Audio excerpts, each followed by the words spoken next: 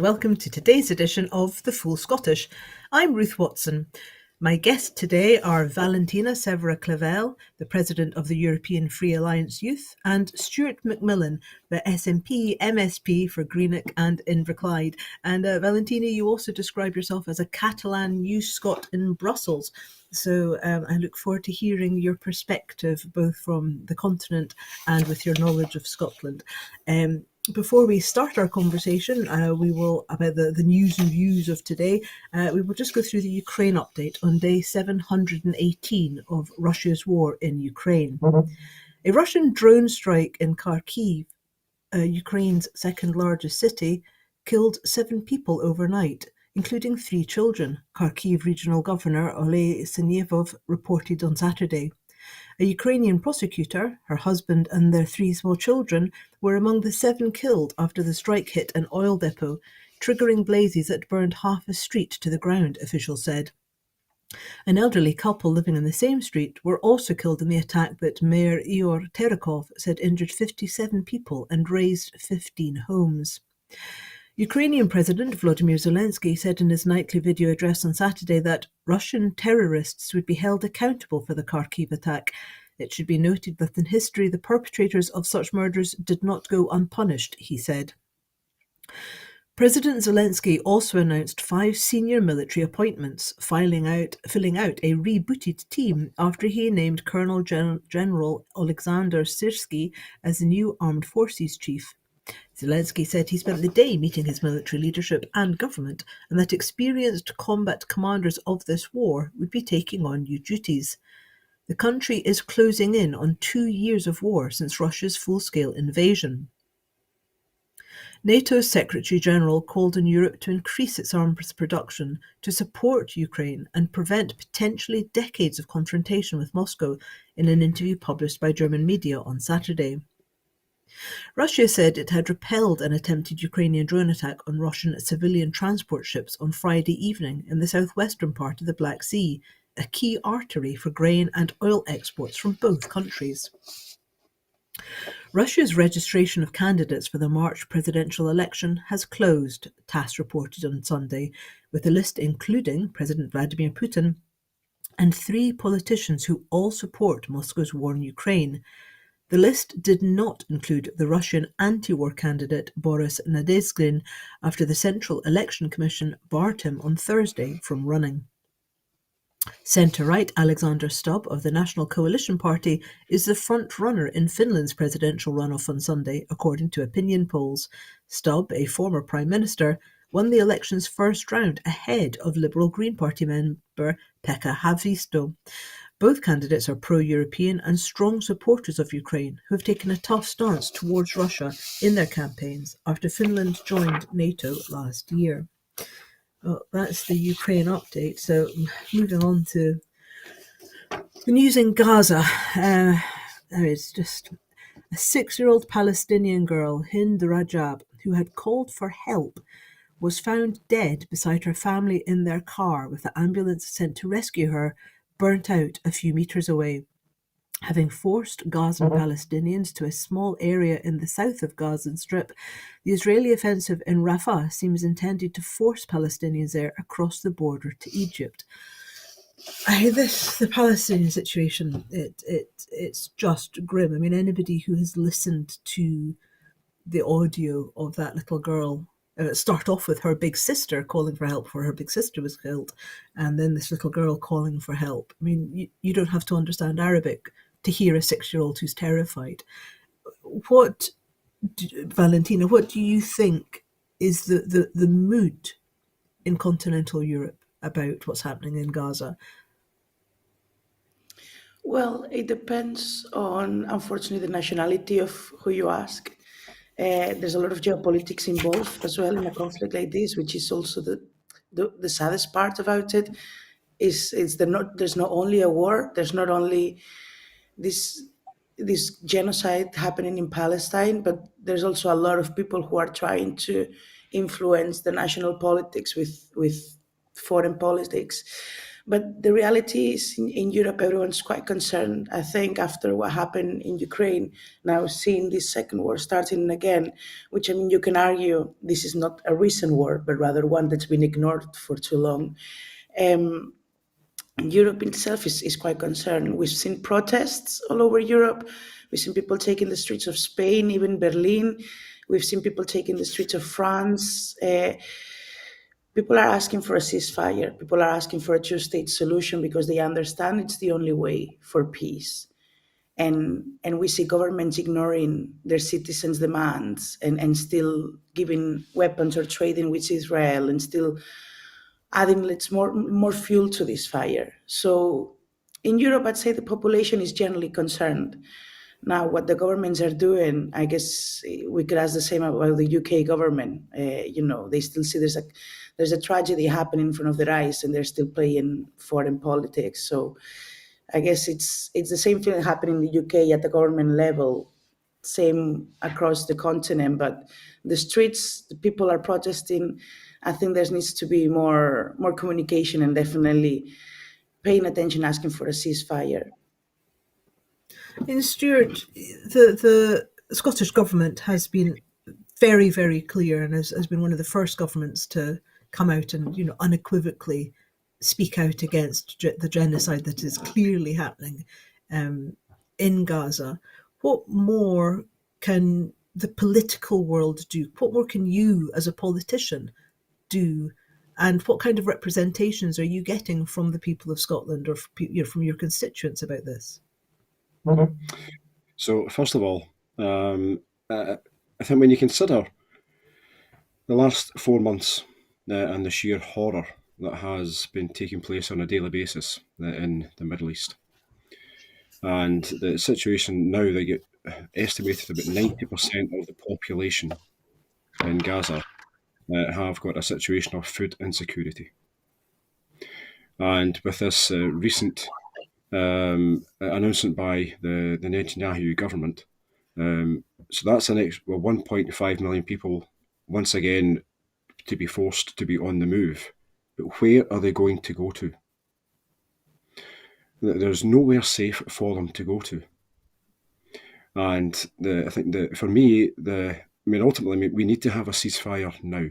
This isn't about waiting until next week or the week after, the week after. I mean, it should have happened basically at the very outset of this anyway.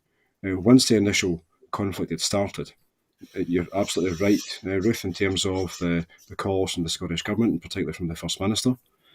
But for this to continue the way it is day in, day out, the situation is just becoming worse and worse and intolerable. And it's more lives are being lost on a daily basis. What we heard yesterday, and also with the release of the telephone call, one of the things that struck me in my near 52 years on this earth was that sometimes when big events happen, and there are many, many, many individuals who lose their lives because of an activity, but sometimes when it's a singular person, as we saw a number of years ago, when bodies were being washed up on the beach, people who were fleeing to try to get to Europe to have a better life. And there's the image of the small boy on the beach. Yesterday for me is very similar to that. And that has got to strike home to every single politician in the UK. Because we cannot allow this to continue. We have got to try to find a solution. The two-state solution is what I believe in, and I've long held that belief. But the politicians, particularly the UK government, have got to step in. They've got to put pressure upon the Israeli government, but also have their colleagues to put pressure upon Hamas, because we need this to stop so we can save lives. I mean, it seems pretty clear that there's been a sort of geopolitical jiggery-pokery going on, and it's just a really cynical manipulation. I mean, the reports of Hamas having met, Vladimir Putin several months ago, Iran being involved, Netanyahu. I mean, it's been reported in the Israeli press that Netanyahu and his cabinet were warned months ago about the October the 7th attacks. I have family in Algeria, and when Hamas struck, we were all saying, because obviously there was a lot of Palestinian refugees in Algeria, and we were all saying, this is it, there's going to be a slaughter, the people of Gaza are going to be wiped out. We kind of could see what was happening, and how when there's this international manipulation going on, so different players working to their own agendas, and you've got innocents caught in the middle, what can the global community do to to sort of step in? I mean, should we be sending the United Nations, and should we be divesting? Should individuals, not be going to companies that are supporting the Israeli government? I mean, what can we do to make a difference? I think individuals will choose themselves in terms of what they will and won't do. In terms of politics, I respected the South African government for doing what they did by taking Israel to the ICJ. And also the ICJ, they produced their ruling. Now, other events have happened since. Now, it would not surprise me in any way, shape or form if another government decided to go and lodge another case with the ICJ. And I would welcome that. In terms of... There's talk of Venezuela, for example, taking European governments. I mean, I think there's talk of them perhaps taking the UK government and others to court as being complicit in what's happening because of the support that is being given to the Israeli government. I mean, Valentina, do you think that's one way perhaps that other governments can be held accountable, is if other actions are taken to point to the bystanders and say, actually, you're complicit in this? Well, I mean, I think it's a tricky way to do it. I agree there's definitely a need to highlight the hypocrisy of these governments. It cannot be that the US, the UK, the Olaf Scholz in Germany, they are blocking the will of so many Europeans, in the sense of they keep playing the Netanyahu game. They've played it for a long time. Even now, certain aspects in the US, Biden was asking Netanyahu if there was a possibility of the two-state solution. Netanyahu said no.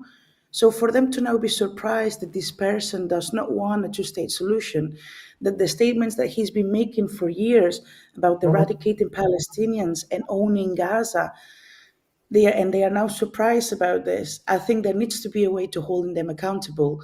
Now, whether Venezuela, maybe it's the best country to do it or not, that might be another debate, but there needs to be definitely a way of, you've been feeding weapons, you've been feeding money, you've been feeding intelligence to the Israeli government, while millions of young people, of women, of men were dying defenselessly in the middle of the desert. So there's definitely need to be a way of holding them accountable. Stuart, you were looking at this as you're a politician, you're an elected representative. What can our elected representatives do? I mean, the United Kingdom government is not listening to what the SNP is saying, and obviously they are being held to account as often as Stephen Flynn stands up and others. But I mean, there are companies in Scotland who are providing the Israeli government with weapons or weapons parts. Is there not an argument that perhaps there's something that could be done to stop that trade? I mean, are we not complicit if these weapon parts are leaving our country to go to be part of the slaughter of Palestinians? I mean, that's a fair point, and I think you also have to recognise that the export credit guarantees will be provided by the UK government, and it's not something the Scottish government have got power over. But I mean, the defence industry in Scotland it's a big industry. It does provide a lot of jobs. It provides a lot of money into the economy. However, going back to your question, I think there is a moral question and a moral obligation, even upon companies within the defence industry, in terms of what they're doing. I think if you look back to the events of Chile uh, and the folk who worked in East Kilbride at the Rolls Royce factory who refused to take part in the activities to actually fix the engines that were utilised by the Chilean dictatorship against its own people. Now, that's something that's been very much lauded in Scotland over that period of time since then, and it's something part of Scotland's folklore. Now, do we need to have something like that again? Is there anything that you yourself can do as a politician to raise this and perhaps, get that conversation started? And obviously, you can't be seen to be inciting people to go out on, to be in breach of a UK government contract. But is this something that you, as an elected politician, can raise in Holyrood, or can use your platform to perhaps have conversations about conscientious objection? One of the things that I have undertaken quite a few times now in my columns with my local newspaper, the Greenwich Telegraph, is highlighting obviously kind of events that have taken place and my concerns and my fears about what's happening in Gaza. Because I think in the first instance for me, it's about more people actually becoming aware of exactly what's happening. So I do that. Secondly, in terms of kind of going back to one of your earlier questions, in terms of constituents contacting me, I mean, I will reply back to individuals with also kind of my views, my thoughts, my opinions, but also depending on the question has been asked, if I feel as if there's something that I potentially could do and maybe write to the Scottish Government or UK Government, in addition to maybe trying to kind of highlight that particular point even more so. So that's, I've not had a lot of people write to me on the issue of Gaza. I think more domestic matters have actually take over people's concerns a lot more at the moment because of the cost of living crisis that people are living through. But people have got an understanding about what's happening in Gaza. But if there's something that's more pressing about for them in terms of trying to keep the head above water, then I think that is sadly, I think that's kind of playing even more of a part in people's day-to-day lives as compared to an event that's happening thousands upon thousands of miles away. Well, looking at events happening thousands and thousands of miles away, I mean, we've got the US elections coming up, and not to be disrespectful to stale male and pale, but you've got two increasingly doddery old men who seem to be heading towards the presidency. What does it say about the state of American politics that this is the best that they can put forward? I mean, Valentina, do you have any perspectives on the way in which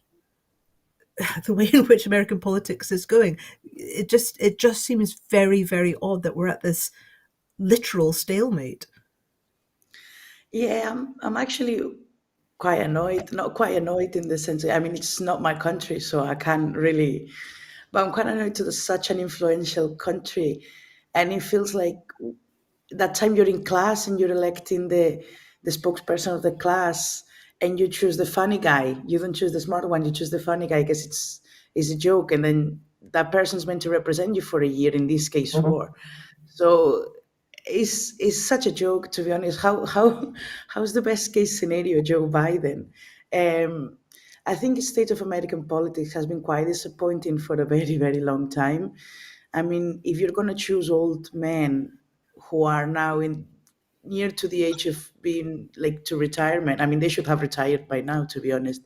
Then I don't know, you could have chose Bernie Sanders or something like that, but no. You have to choose a man that needs to be written down how to say hello and how to enter a room. So it's quite discouraging because this is a country that has huge, huge influence in the world politics. Like there's nothing that happens in the world where the US doesn't have the approval or doesn't have information about it. So it's just very discouraging that either you're going to have a prototype of a dictator happening or you're going to have an old man that can barely find the room that he's meant to be in. So it's very discouraging. And it again quite shows like how there's a certain man in politics that can just say no and step aside, where the ego plays and it matters more than the good and the greater good of the country. Because if I'm Joe Biden, and I know I can clearly, I'm not 100% there, then on my own good, I would step aside and be like, maybe someone else takes the spotlight. But because he doesn't want to be another president that only does 2 mandates, and because I think there's a team of interest of having the continuity. But what continuity are you having with Joe Biden? Honestly, it's just, I could go on about this for hours because it's very discouraging. But at some point, it's like you're serving it in a silver platter to Trump, and then we're gonna be And surprised when the world goes sinking down. I mean, there is an argument that I have heard that it's that perhaps Joe Biden actually is doing this out of a sense of duty rather than, I mean, he's obviously increasingly unwell, as is Trump. Um, but there's a line of thought that perhaps Biden's holding on so that he gets elected and then has to step down, and Kamala Harris then becomes the first woman president of America, because America's in such a state politically that they would never elect a woman right The off. big, But sort of this would give. I mean the thing, when you're looking at a government, when you're looking at a Republican Party that is pushing down on women's rights so much, and they're never going. There's a big swathe of America that would never vote for a woman. Bizarrely, Valentina, what do you think on that? well, I mean, I think it could definitely be a scenario, but I think they've not been building up Kamala Harris that much. I think since she got elected as the first Vice President women and first also Black women as well, it was huge.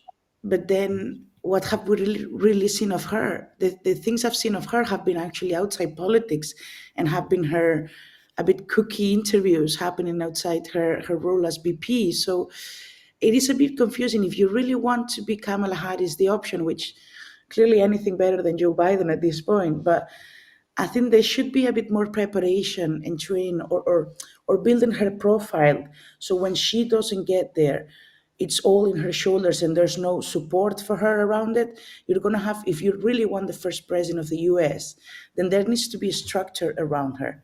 If not, it's what happens usually is you put the women for the picture, and then that woman is alone having to do the work and not having the support and the encouragement that she would have.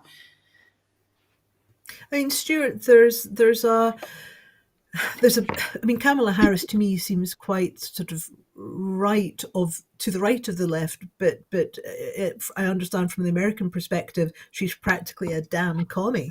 So, I mean, is it because she's the kind of like Jeremy Corbyn of the Democratic Party that people are a bit suspicious of, or I mean, what's your take on sort of where America is at the moment? So I've had a number of interns in the past, and I'm still in touch with quite a few of them. And every single one has, when I've had this discussion about what's going on in American politics, every single one is concerned. Now, let's face it, if President Biden and Donald Trump are the two best individuals to become candidates for president of the US later this year, and that's the way it looks at the moment, then I would suggest it's probably not the best situation for politics in the US. I personally would have generally liked to have had two different candidates, and I think a contest between Kamala Harris and Nikki Haley would have actually opened up a whole new dialogue and potentially had a positive effect upon American politics going forward in terms of its future. But that doesn't appear as if it's going to happen, let's face it. So for me, it's then who's going to be the least worst option. And that's what the population of America, in my opinion, have got to consider. Notwithstanding, if you consider what happened yesterday and the announcement from Donald Trump with regards to countries that don't pay their bill if they're in NATO, well, it would just allow Russia to go in and attack them. That's a worrying situation. And when you think of the fact that American politics has flipped so much, Certainly when I was growing up, it was also the Republicans were the party that were really anti what was the Soviet Union and then Russia. But it's now that they seem to be the best pals of people like Putin and North Korea. So American politics has flipped so much, and it's, I think, trying to fully understand that and really kind of get your head around it is a challenge. And Valentina is right in terms of, I mean, the power that the president of America actually has is vast. It plays such an important role on the world stage, and we, and I'm saying we in the loosest terms here, in terms of well, Scotland, the UK, Europe, we tend to take a lot of a lead from America, rightly or wrongly, for that. It still is bizarre to me that somebody who's been found guilty of sex offences and has had to pay vast fines to the women that he has sexually assaulted and okay, well, my ear is telling me the civil cases against him have been found against him, but it's a bizarre situation indeed. Moving on to domestic matters. If you come in just on that point, I mean, that's the thing, just in terms of the American Constitution, even if somebody has been found guilty and they are in prison, the American Constitution does not prevent them from being a candidate at a presidential election. Yeah, it's bizarre. Well, we may yet see Donald Trump as an orange boiler-suited president. So moving to domestic issues and people in boiler suits, farmers have been demonstrating across Europe, and now UK farmers have blockaded Dover over cheap post-Brexit imports. Does the NFU in Scotland seem more successful in getting the Scottish Government to work with them on farm payments and sustainability and the clear provenance of Scottish produce? And Valentina, perhaps you can give us some context here. I mean, yeah, you've got to love a bit of French demonstrating. I wish our farmers had a bit more of it, sort of throwing earth, sort of turning the Champs-Elysees or roads around Paris into fields. It's pretty good demonstrating as far as demonstrating goes. But what's happening? What is this all about? Because the farmers in Europe generally get a better deal than farmers here have been getting, especially since Brexit. Well, I mean, it's been happening in France, in Brussels last week. We were literally like closed down in the parliament and they were burning down statues and trees and everything. But quite rightly so, to be fair. Yes, farmings do get a good end. It's quite a subsidized activity. I mean, we all depend on farmers. Let's not forget that. But the reality is we're importing them. We're asking them to meet crazy conditions for 20 cents or 10 cents sometimes the piece of the fruit. And then that gets sold at like 5 times more in the supermarket. And that money isn't going to the farmer. That money is going to the supermarket and the owner of the supermarket. But the worst thing now is the deals with other parts of the world. So the Mercosur deal, which is with parts of Latin America, the New Zealand and the new EU and New Zealand trade deal. You also have the Chile trade deal. So all of these trade deals mean now that food that doesn't have the same requirements, that doesn't have the same food quality that we're obliging our farmers to have in Europe, that food is going to come cheaper from across the globe, which is also has a huge impact on the planet. Instead of, let's say, consuming from produce from local proximity, we're shipping an orange or a banana that is going to have traveled more than you and me together in just one trip, and it's going to be cheaper. So what we're doing is putting our farmers against the wall. We're making them meet crazy conditions. We're paying them pennies for a crazy amount of work, and we're also dealing with people from outside the continent, their competition, let's say, for cheaper and worse quality in that sense. So, But is it a I mean, case that it's going to be worse quality because the EU has always been pretty strict about like so for example, post Brexit, farmers in America, for example, who have had two different fields, two different crops, the good stuff for the EU and the kind of rubbish stuff which post Brexit Britain Yeah, I mean, is they do getting. have some food So requirements to meet, but the thing is, they are not meeting the, let's say, the growing process. They are not making it the same as the Europeans. So the pesticides, the quality of the products they use, the quality of the water, the quality of the land, all that in Europe is very, very scrutinized, while in the other parts of the world, not so much. So we're making, I say, meet our farmers certain requirements that we're not asking their competition. I think it happened the same in the UK with the lamb, if I'm not mistaken. Boris Johnson made a lamb deal with Australia for worse lamb quality and cheaper to produce, while the farmers in Scotland and in the rest of the UK were starving, and were not starving, but were struggling to make ends meet. So it's the same situation, but here it goes not only to meat, but it goes to fruit, vegetables, to everything we're consuming.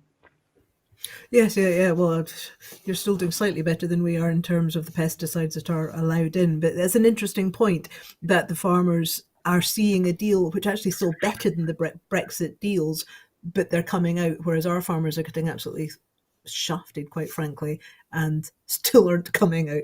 It's a bizarre scenario. So, I mean, in terms of the Scottish perspective, Stuart, the NFU in Scotland, they just had this meeting. They did their shelf watch, which they do 2 or 3 times a year. Pointed out, that one supermarket in particular is very good for Scottish produce. Hamza Yousaf made a commitment yesterday, on Thursday, to see what the Scottish Government could do to make sure that more Scottish procurement is done in the Scottish Parliament, and how much of this should we be paying attention to? How important is clear produce, clear provenance, and supporting Scotland's farmers and making sure they get a better deal from the supermarkets, as Valentina so clearly articulates? Well, it's hugely important. I mean, Valentina was right. I mean, agriculture is absolutely vital. I mean, we all eat, we all drink, and we know that the quality of the food that's produced in Scotland is of the highest standard. So I think that one of the things that really has that I generally welcome in terms of the engagement between the Scottish Government and the NFUS is the fact there is genuine engagement. Now, they will, like everything, they're not always going to agree on a way forward, and I think that's normal in terms of any policy area. But the fact there is genuine engagement, and that's not just been a new thing; that's been a consistent thing, and particularly when the situation with Brexit, and Valentina referenced the UK deal with Australia, and sheep and lamb. Now that certainly was something that was hugely controversial, and was, I mean, widespread across the media, in terms of having such a negative effect upon the farming community within the UK, not just in Scotland. In some of these so-called trade-ready deals that Boris Johnson had, when Brexit were to happen, obviously it wasn't the case. Many of them clearly that they've managed to get were rushed, and the UK as a consequence has lost out. But certainly in Scotland, the fact there actually has been that genuine dialogue, that engagement, and the Scottish Government are doing what they can in terms of the limited funds that they've got. Bearing in mind, I mean, as we know, that the Scottish Government's funds have been cut by the UK Government, both the resource and also the capital budgets. So the Scottish Government are trying to do what they can to try to assist the farming community, but we have always got to look to see what more we can actually do. And you touched upon, Ruth, kind of one supermarket that seems to do well in terms of Scottish produce on the shelves. And I genuinely would want to see a lot more on their shelves, because we have got a wonderful larder in Scotland. And I think the more people can actually eat healthier food that is created in Scotland, it's grown in Scotland, then I think actually that would have a long-term positive effect upon Scotland's health as well. I mean, how much of this do you think is down to people making different food choices, so that we're not eating food that's been shipped across the world, and perhaps eating more season. I mean, that still doesn't get away from the whole issue of farmers not being paid fairly by supermarkets. But in terms of people supporting Scottish farmers and supporting Scottish farming, what kind of education or what kind of support do you think there is needed to help people make better choices and to find new ways of accessing produce from Scottish farmers, Stuart? Well, I think certainly there is always an argument that can be utilised that more needs to be done in school to educate our children in terms of where food comes from. But if we were to add in all of these additional requests and suggestions, then kids would be in school for 12 plus hours a day. So that's just not going to happen. But I do think that if there's a way to help to have that kind of wider engagement and further engagement to make more people aware of exactly where the food comes from, then I think that is hugely important and that would have a beneficial effect going forward. I think a second point is also just regarding the number of folk who actually do work within the sector. Now, I have spoken to a number of farmers in the past, not a huge amount, I hasten to add, but there is always that point of who else is going to come after them, because sometimes the family members don't want to actually get involved in that particular sector. They want to go and do something else. So there is a challenge in terms of how many people we're going to have working in the agriculture sector going forward. And also Brexit didn't help, we know, and particularly when it came to the fruit picking season, where a number of Eastern Europeans didn't come because of Brexit, understandably. So I think that there's a wide variety of challenges that the agriculture sector faces. And I think the fact that the Scottish Government recognise this and are trying to work with the sector, work with the NFUS, then I genuinely would hope that we can actually get to a place where agriculture is in a more settled position as we go forward. But there will always be challenges. I'm under absolute no illusion with that as well. And Valentina, the UK now has got not for EU being stamped across many of our products because of the just the burach that is Brexit and the sort of Good Friday Agreement obviously being crucial, but the issue for many farmers and food and drink producers here about accessing European markets is really hit a lot of people. What sense is there in Europe about what's happening in Scotland? I mean, is there any sympathy for Scotland's farmers and producers? Do people still have access to Scottish produce, and would you welcome us back with open arms?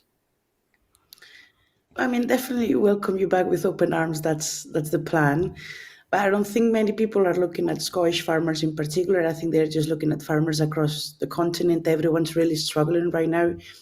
And I think if I can come back to your question before on how we put the responsibility on our citizens, I think we have to be very careful on the narrative, because right now with the cost of living crisis and the economical, let's say, situation that it's affecting in the UK, making our citizens choose with one product that's cheaper than the other just because one has a Scottish flag, it's a bit of a tricky thing to ask. I think it should be more the responsibility on that product there, not being there in competition with the Scottish produce, or having import tax, having something that would make the Scottish product more attractive for the consumer. But we need to focus on making our product more attractive while still maintaining the quality and the working conditions for our local farmers. And yet what we're focusing on is bringing cheaper products from the outside. So that's where the logic doesn't work. And I think putting that on our citizens, when we're already asking them to protest for Gaza, we're asking them to make a lot of climate change conscious actions. We're asking them now to choose smart when they make their shopping, when it's already hard to make the shopping nowadays. So I think we have to be careful on those narratives, but certainly there should be an incentive for Scottish products, but I don't think that's up for the citizens to make that choice, but rather to the governments to make that incentives happen. Well, it's an interesting and very important issue that I'm sure we will come back to again. Moving on to Labour. So Labour is ahead of the polls in England and expected to make up the next UK government. but it has its attempts to attract Tory voters left its policy platform more of a bomb sight than bomb proof. Well, I'm reading this script and then it's talking about moving on to Labour's policies and its stance on Gaza, so perhaps a little insensitive, but you get the general gist. It's it has Labour moved so far to the centre right in its attempt to try and appeal to everybody that it's actually going to appeal to nobody, because nobody knows what it means anymore, what it stands for anymore. I mean, Stuart, I'm sure that you'll have your own opinions on Keir Starmer and his general charisma. I've got many opinions about the Mr. Starmer and the Labour Party, but I won't share them all Sir this morning. Starmer. Yes, it's Sir Starmer, of course. But certainly, with every single election, I mean, also Labour are so far ahead at the moment. It would take an absolute miracle for them to not win this UK election. So I'm under no illusion. And I wasn't. It's only really been within the last couple of months I've kind of came to the point of, yeah, Labour are going to win this election. Because I think the Tories have done their best to throw this election away every single passing week. So, but the fact that they're, depending on which poll you look at, up to about 20 points ahead. Now, the polls all narrow the closer you get to an election. That happens in every single election because the parties come under a lot more scrutiny. And I have noticed a bit of a change over the last week where Labour are becoming under more scrutiny because of the amount of U-turns that they've undertaken. And also, I mean, this week we've seen the one regarding the 28 billion for the Green Investment Fund, the House of Lords as well. But I mean, the House of Lords, I mean, that's a continual U-turn, to be fair, because they had it in the manifesto in 1910, and there's been various times over the many years where they said they would either scrap it or reform it, and clearly they didn't. They put more people in. Now you've got the tuition fees, where they said they would scrap them, but now it's, well, they'll try and make the monthly payments less. We've got the rape clause, that they're not going to scrap that if they're to win. Universal credit is another example where they're going to abolish that, but now they're not. They want to fix it. So there's a wide variety of Labour U-turns that the more people actually, well, the longer the election campaign goes on, the more scrutiny is going to take place. The more of these U-turns, people are then, they're going to actually kind of stick in the minds of the population. Now, that's a good thing because it actually highlights that the Labour Party have got absolutely no sense of being whatsoever. They will do and say anything just to try and get themselves elected to win this next election. And bearing in mind, I mean, this Tory government is probably the worst Tory government, apart from the 45 days of Liv Truss, of course. They're probably the worst Tory government there's ever been. So the fact, if Labour can't win on actually having any policies of merit and of having any type of sense of being, but it's just about being a chameleon to win an election, then I think actually I kind of get back to the earlier discussion about the US politics. It will say a lot about the UK level of politics in Westminster and between these two parties. And that's why, for me, I mean, this UK election, it's not about left or right. It's not about Labour or Tory, because both are very much similar. This is an election about independence or the status quo. And I certainly don't want that. And yeah, I mean, but before I come to Valentina, I just want to pin you down on that, because the message that is coming out from the SNP is still not particularly clear. You know, it's the mechanism that was agreed upon at the SNP conference was that this is going to be a vote to deliver independence. It's a mandate to deliver independence. It's not. But you know, the plan is meant to be that there will be, if you vote for us, then we will negotiate with Westminster, and if that doesn't happen, we will hold basically a plebiscite at the Holyrood election. But all we're ever hearing is, as well, if you vote for us, we will ask for another independence referendum. But for people who don't, understand sort of the next sequences, it just sounds like the same old all over again. So what's different? Isn't the SNP dropping the ball significantly in front of an open goal? I mean, I don't know what football team you support, but I suspect, is it not a bit like is it not a bit of a depressing own goal that's not even happening? You're missing an open goal. No, I'll disagree with you on that point, because certainly for me, and certainly from what I know within the party, I mean, if we don't win the election, then any level of support for independence and to keep that pressure up, that that goes away, and it then allows them, irrespective whether it's Tory or Labour, whoever wins the election, it then allows them, but also both of those parties and the Lib Dems, to say, well, there you go. I mean, the population of Scotland that don't want independence, they want to put it away. So it's Yeah, but then. that's not the question I asked you. The question No, I no, asked you yeah, is, knowing that that's clear, how come the SNP's messaging on this is a bit rubbish? I mean, Valentina, when you're, I don't want to drag you into a fight here, but when you're, oh, go on then. But when you're looking at the messaging coming out from Scotland, is it clear to you that there's a route by which there's a mechanism by which, if people vote for the SNP, they will have the opportunity to make a vote on independence, and for that to be delivered? Is that clear to you? Well, I mean, yeah, but because we know the SNP, so we know what the SNP stands for in that sense. So I think everyone who votes for the SNP knows the SNP is working towards Scottish independence. I think right now is about steps, and step one is getting Tories out of government, so we can at least have, let's say, a more progressive partner in the government side of the UK. Because if not, we're never going to get a referendum agreed. If not, we're not going to get people out of poverty. If not, you were not going to get better benefits and better help for the people who are struggling right now in the UK.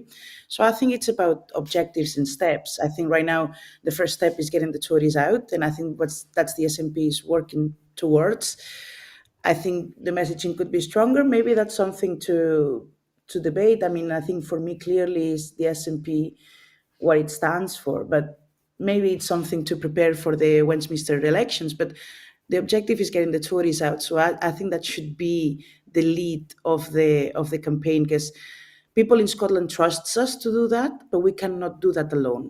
So if Labour doesn't win in England, then as much as we try, we're never not going to achieve it. So I think But for the that's the whole moment, I mean, point, we've isn't got. it? Is that that's the whole point, isn't it? Is that if it, regardless of who wins the general election, then the mechanism would be, if an independence referendum is not granted by the government in Westminster, then a Scottish Constitutional Convention would be set up, and the next Holyrood election would be taken as the vote in independence, and the Scottish government would then I declare mean, one I've way or been the there, other. I mean, I know that you Catalonia guys have got experience of 2017. that. Like I know how that goes, and it doesn't go well. I think even now more that you are outside the EU, options are harder. So I think this is why first step should try to get, let's say, a partner in the government where it can listen and you can sit down and have a proper conversation about referendum. But while you have the Tories in government, that's impossible. That's impossible. So I think, I mean, Stuart will know more about this than me, but I think for the objective is clear in that sense.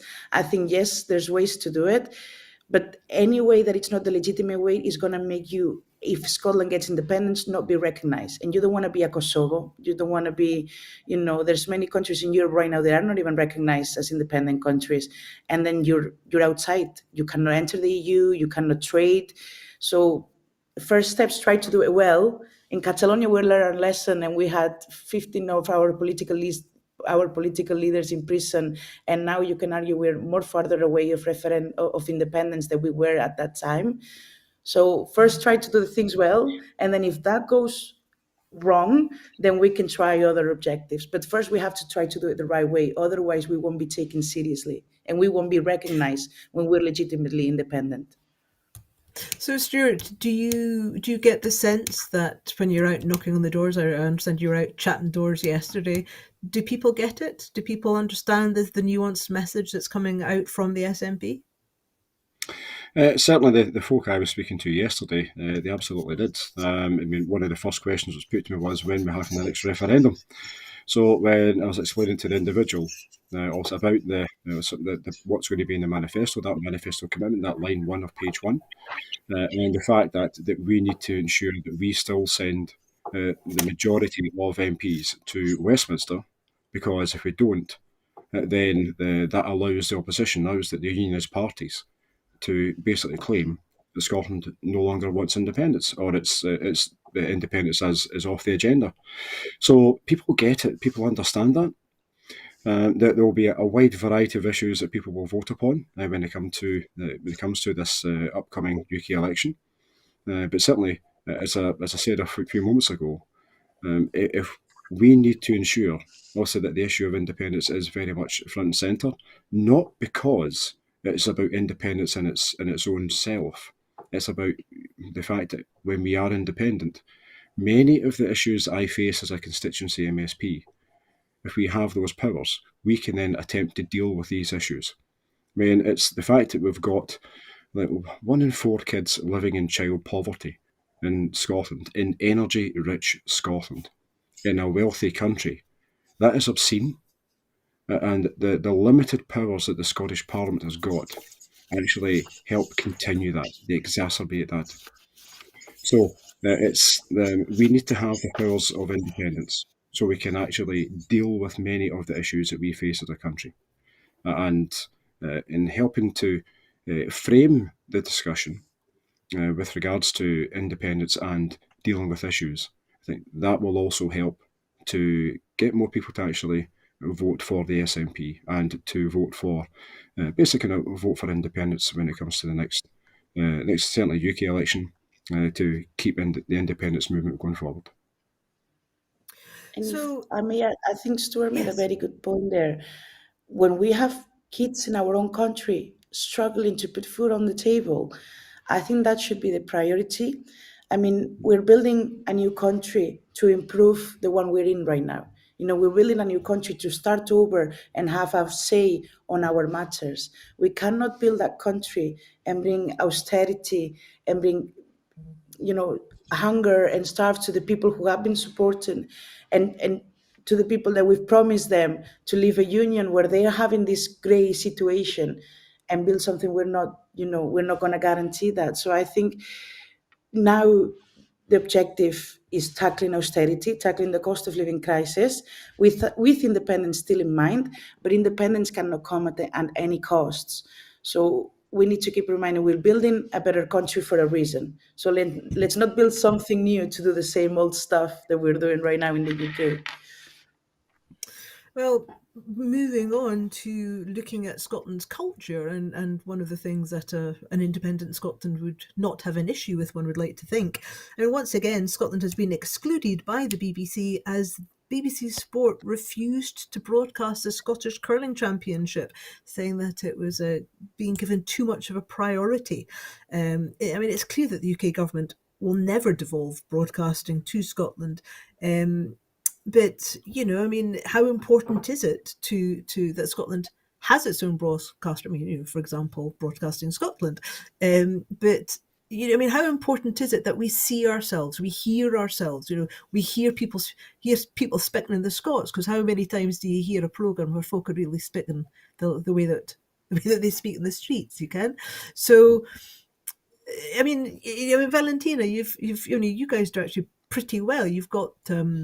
In Catalonia, I understand that broadcasting is devolved. How important is that, and how bizarre a situation is it for you to see that broadcasting is not devolved? I mean, in the borders in Scotland, Scottish people don't even see Scottish news. They hear English news. So, how does one develop a sense of self when one doesn't have your own broadcasting? I mean, to me, it's a key element in Catalonia. I mean, the fact that I turn in the public TV and I hear Catalan news, I hear Catalan stories, I hear Catalan voices, that makes you feel, that you are represented, that you matter. I could not imagine having to constantly listen to Spanish news and mostly in Spanish stories where they don't contemplate rather more outside Madrid than anything else. I couldn't imagine that. I think it's quite catastrophic that we're in this situation, to be honest. I mean, you cannot even curling, where we're currently the world champions of curling and an Olympic sport, and you're not covering the nationals of the world champions country. I think that's outrageous. I mean, minority sports are already another debate to open on why the covering is so low. but this is even a justified coverage. This is the world champions national trial, so it should be completely on the BBC. And I think is the issue when you don't have an owned or a national media, because then, as you say, the stories that come to the Highlands or the borders are from England. The voices they hear are from England. So there's no sense of identity. You lose your culture, you lose your language, you lose a bit of your representation and who you are, because you're constantly focused on what's happening in London or what's happening in England, that it's so far away from you. You know, it's not like it's just a 2 hour drive. This is corner to corner of the UK, and there's distortion on the news and what happens. So I think this is something we should be fighting much more strongly about, to have our own media so we can hear and own our identity and our voices, hear more Scots, hear more accent. I mean, my accent is not pure Scottish, but I mean, that's also the diversity of Scotland, the new accents, the new faces, the new skin colors, everything. And right now it's not represented. So it goes a lot, and it actually influences a lot on the independence movement and on the politics. So it's not something silly. I mean, it does bear.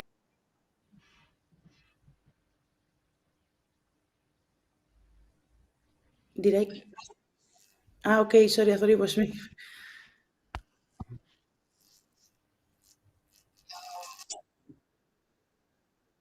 Yeah. So certainly in terms of Scotland and Scotland's culture, I mean, broadcasting is hugely important.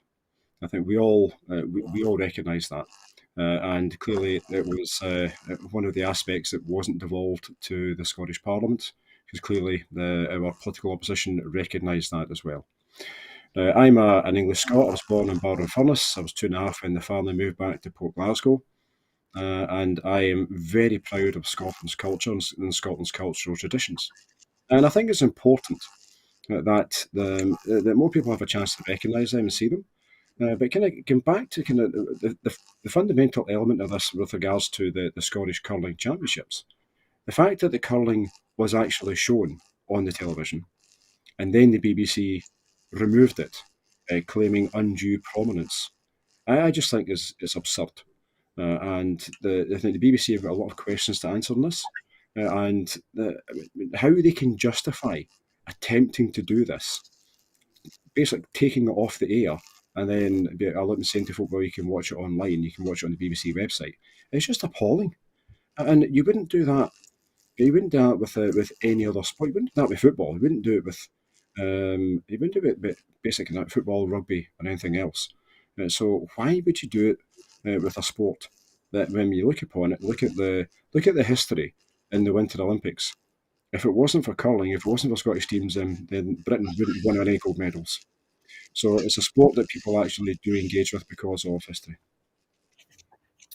Well, I'm sorry about that minor hiccup with my internet, but just thank you very much for continuing the conversation in my absence.